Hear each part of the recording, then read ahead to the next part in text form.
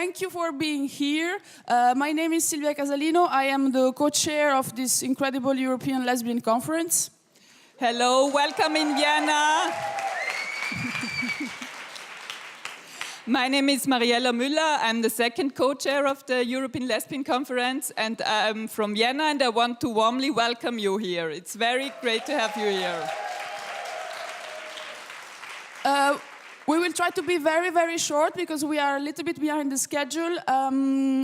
We are here, as we were saying yesterday at the opening reception, we are here to be visible, to make lesbian more visible in the society and within our own communities of LGBTIQ activists.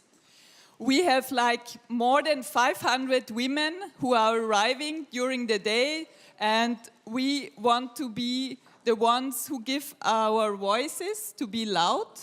Yes, and we will give right away the floor to our hosts who are giving you all the technical information, some small tips to get easier the things here.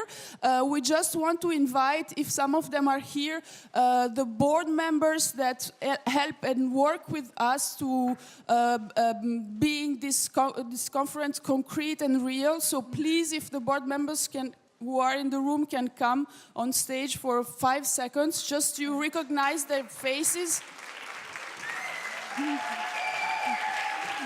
Leila, where is Leila? Leila!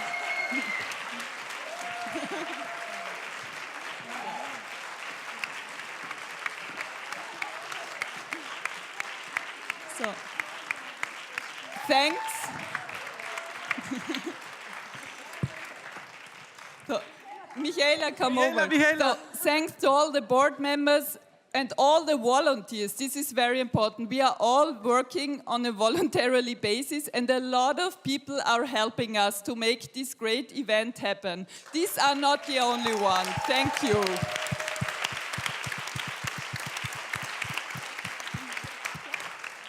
And now we will pass over to Alice and Joelle. And Mima, sorry. Okay. Hello, everybody. So I heard there's 45 different countries represented here. I am Joelle Sambi. I am Congolese, coming from Belgium. And I have the big honor to be one of your hosts for these 72 hours. So it should be fine. Welcome. Hello, my name is Alice Frick. I am from Vienna, and I am also one of the hosts here tonight. Today, actually, it's already day. I am a stand-up comedian, and we have some program for you later. Yeah, no jokes at the moment, but later. Hold on. Yes. And I'm Ima Simic, and I'm an alcoholic. Actually, I'm a lesbian. I'm a lesbian alcoholic. And thank you. I'm from Croatia. Just to visit Croatia, don't ever live there. Just a warning. And I'm in charge of toilets, actually. There are toilets everywhere, so if you need to go. They're gender neutral, and they can be used as a cruising ground. So use the space, use the opportunity. Okay, so you all receive a welcome pack when you arrive, and you all have like this nice thing. The one is purple, and the other one is orange, I think. So if it's purple, it means you can take a picture of me, you can even Photoshop it and do whatever you want. And if it's orange, it means no. So no means no. Okay. Me now. Yeah. Okay. The program is happening on all 3 floors, and the ground floor is used for networking, or as I like to call it, flirting. And if some of the rooms are full, you can always come here. Here's enough space, and listen to what's going on here. Okay. And also we have, in the ground floor, we started a networking map of the lesbians here. So we want to create something like in the L world. So yes, let's map it out, and please participate, and then we will see what happens later with it tonight. Okay, so the 3 days are going to be live stream. If you want to go crazy on Facebook, Twitter, and everything, you should just go for the hashtag EuroLesbianCon. And there's also, if you haven't seen it on the floor, on the door, there's a Wi-Fi code and the Wi-Fi networks, and you can hook up and share. Voilà, we said it all, so just please enjoy yourself. Enjoy and see you later. Yeah.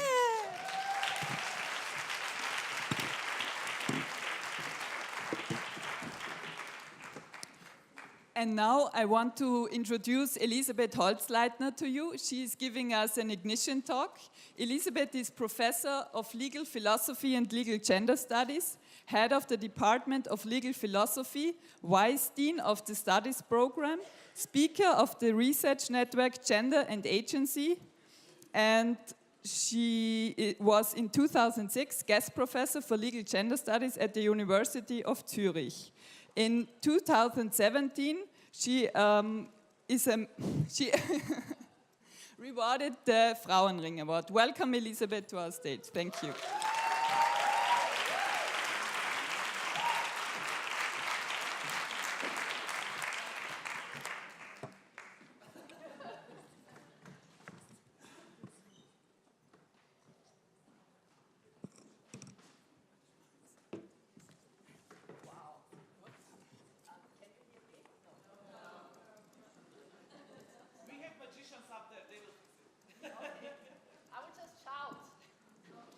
No. Now it works? Okay, fantastic. Thank you so much. It is a true pleasure for me to be here and to present the opening keynote to you. I want to give big thanks to the organizers for this honorable invitation, and of course for organizing this conference in the first place. It really is fantastic. I'm a professor of legal philosophy and legal gender studies, so it seems quite obvious that my talk is located somehow in the law. Alas, the title, Legally Lesbian. Of course, this is a take on the film Legally Blonde. I remember that once I wanted to have an image of a stereotypical lesbian and then wonder whether the law embodies and paints the picture of the stereotypical lesbian. I had it made for me. And we will see what kind of image the law paints and has painted of lesbians. As I'm very aware, I do not have a lot of time, and for this I really hate you. Where are the organizers? And it is impossible to sketch all the complexities of the entanglement between law and sexuality, including all other areas of power and hierarchy that shape our lives. Instead, I want to talk a little bit about legal history, to be more precise, about the history of criminal law. As many of you may know, same-sex sexual acts among women were not criminalized in many countries. They were not criminalized. In the UK, they thought it better not to make lesbian sexuality a crime for one simple reason. If the law criminalized such sexual activity among women, it acknowledges that such sexual activity exists. So this is the paradox of prohibition. Let me quote to you Lord Desert, the British Director of Public Prosecutions from 1921, opposing instituting legal sanctions against lesbian sex acts. He said, "You are going to tell the whole world that there is such an offense, to bring it to the notice of women who have never heard of it, never thought of it, never dreamt of it. I think that is a very great mischief." You can find this quote and other charming quotes in this book by Linda Hart, Fatal Women, Lesbian Sexuality and the Mark of Aggression. So you can read a lot about your lives into these books. I guess the English feared they might bring these fatal women to life by prohibiting their sex life. Well, Austria was not so cautious. And I'm going to tell you a little bit about Austrian legal history now, and maybe you can attach this legal history to some things you know about your own countries. History always needs to be in context, and this is about Austrian history. In Austria, same-sex fornication was criminalized for both sexes until 1971. In 1971, so-called plain or simple same-sex sexual acts were decriminalized for men and for women. They were not to be punished with a prison term of up to 5 years anymore. You may call Austria until 1971 an equal opportunity criminalizer. At least, you could say, it took lesbians, it took women who have sex with women seriously. Until 1971, that is.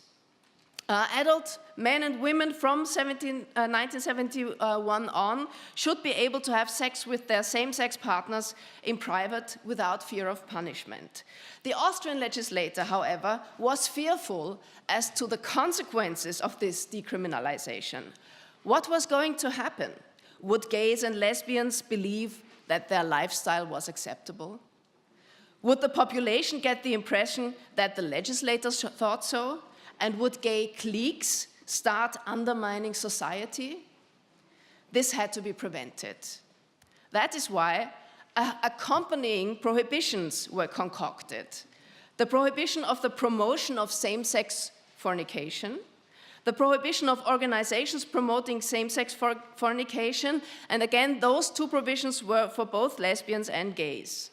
But two more provisions only affected men who had sex with men: the prohibition of same-sex prostitution and the higher age of consent for men who have sex with men.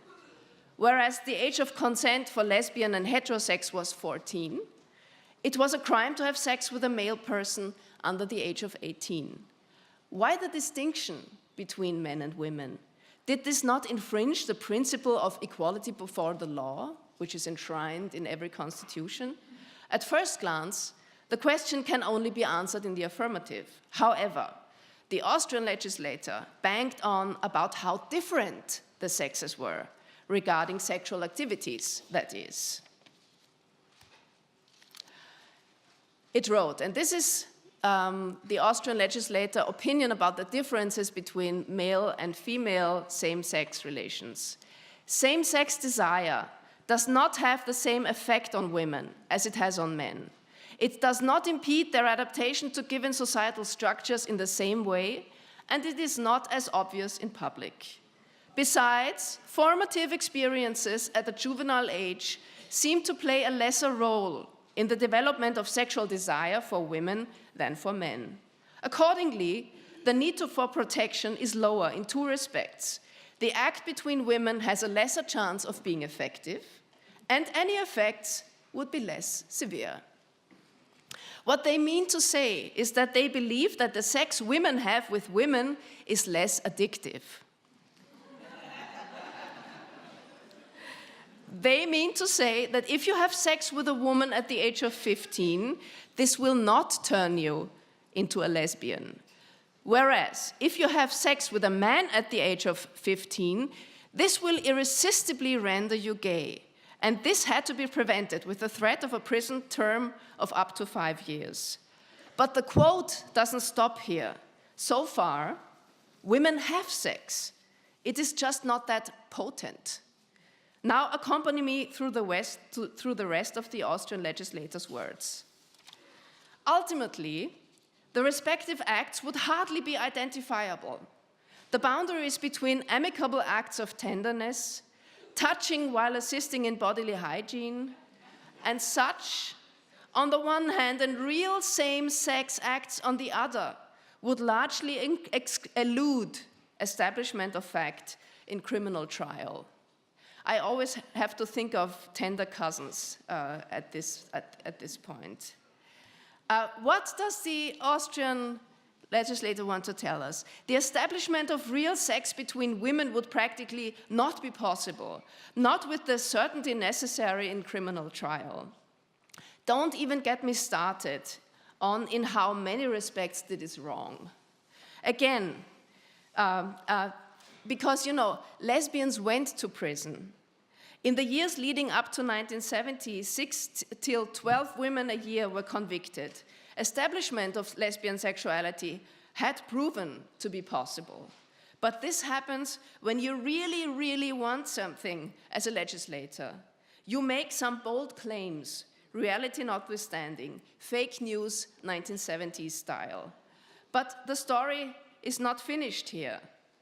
The passage was quoted affirmatively by the Austrian Supreme Court in 1989 when it tried to establish the constitutive difference between lesbian and gay sex. It was necessary in order to keep upholding that criminalizing only sex among men did not infringe the principle of equal treatment. Only in 2002 this provision was abolished, and at the time for completely other reasons. There is another field, also in criminal law, where lesbian sexuality was taken much more seriously. I am talking about the regulation of pornography. In Austria, like in many other states, hardcore pornography is prohibited. What exactly is hardcore pornography? It is a kind of pornography that, in the eyes of the average person, grossly disrupts social coexistence. Same-sex pornography, including pornography where women have sex with women, was said to have this quality and was thus criminalized. Now, you may wonder, how come same-sex pornography is forbidden when it is not forbidden to have sex with a person of the same sex? The High Court of Criminal Law had to deal with this question in the late 1970s, and it interpreted the pornography law in the light of one specific prohibition that was introduced in 1971, you may remember, the prohibition of propaganda for same-sex fornication. Same-sex pornography, it was argued, was inherently propagandistic. Also, lesbian pornography was said to have this power, and women should be prevented from becoming lesbian, because even though lesbianism was not considered equal, that is equally bad and dangerous, to male homosexuality, it still offended against the heterosexual orientation of the legally ordered society. And that's a quote from Austrian law, the heterosexual orientation of the legally ordered society. This argumentation is kind of ironic in a certain respect. If you grew up in the 1970s, or if you already lived in the 1970s, you still remember that this was before the VCR was invented. If you wanted to watch a porno, you had to do it in the porno movie theater. Who typically went to watch a porno in a porno movie theater? I think it is not a stretch to suggest that cinema audience consisted of mostly men. They were also the target audience for lesbian teasers in heterosexual pornos. We are not talking about queer feminist porn here. So what exactly was the danger of a male audience watching a porno where women have sex with women? That they become lesbian? The High Court escaped such scrutinizing by claiming that the propagandist effect is inherent to pornography. No further questions asked. I find that result rather charming. The lesbian porno, the High Court insinuates, has the inherent power to convert men to homosexuality. It is magic. But this is also legal history, and I think I only have 2 minutes left, or 1. I will just talk much faster now. Nowadays, same-sex pornography is not regarded as hardcore anymore, not as such. It is freely available. Its magic is not feared anymore. The legally ordered society is not necessarily heterosexual. Acceptable lesbians have been spotted at the margins. They are legally registered partners, they are mothers, and they form rainbow families. As such, they appear in the law with demands to be treated like everybody else. Same love, same rights. Marriage equality was introduced in the US, in Germany, in Austria. We are still waiting. And this is really the super-GAU of presentation. Oops. But this gives me 2 more minutes.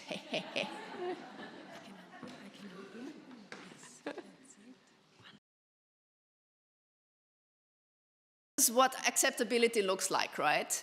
If you Google rainbow families, this is the first image you get. And this should also make us thinking, and I think this kind of thinking is quite familiar to lesbians. Is marriage equality all we should be striving for? Isn't this an utterly uninspired vision? Marriage! I do not have time, and you know it, I do not have time to enlarge upon this question. Let's just say it's complicated. It's complicated. because same-sex marriage is as conventionalizing as it is still disruptive. The political right hates the idea of same-sex marriage couple. That alone makes it worthwhile to fight for marriage equality, I think. There is no better way to pin down the paradoxical nature of marriage equality than the following wedding proposal by a professor of queer theory, penciled by the queen of lesbian comics, Alison Bechdel. And I never miss an opportunity to show an image from Alison Bechdel. So, the wedding proposal by a queer theory professor. Will you do me the honor of paradoxically reinscribing and destabilizing hegemonic discourse with me?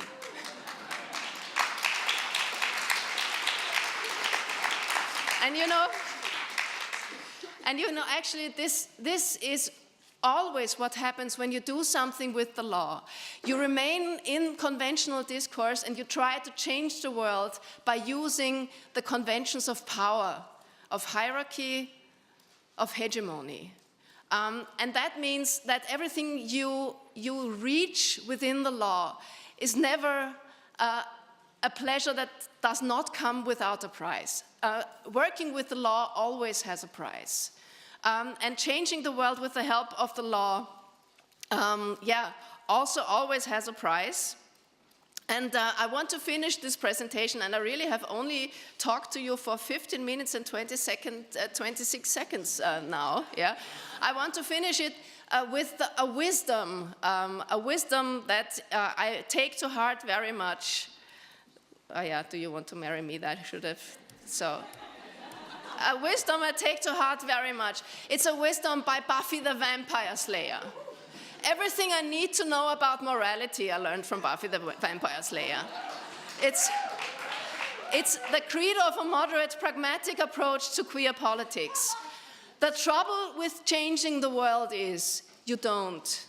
Not all at once. You just inch it forward, a bit at a time, and watch it slip back, like the Greek guy with the rock. Of course, Buffy doesn't know his name. And you hope that when you're done, you moved it up a little, changed it just enough. And then she says, and I think this is the really important part, let's go to work. Thank you so much. Have a wonderful day.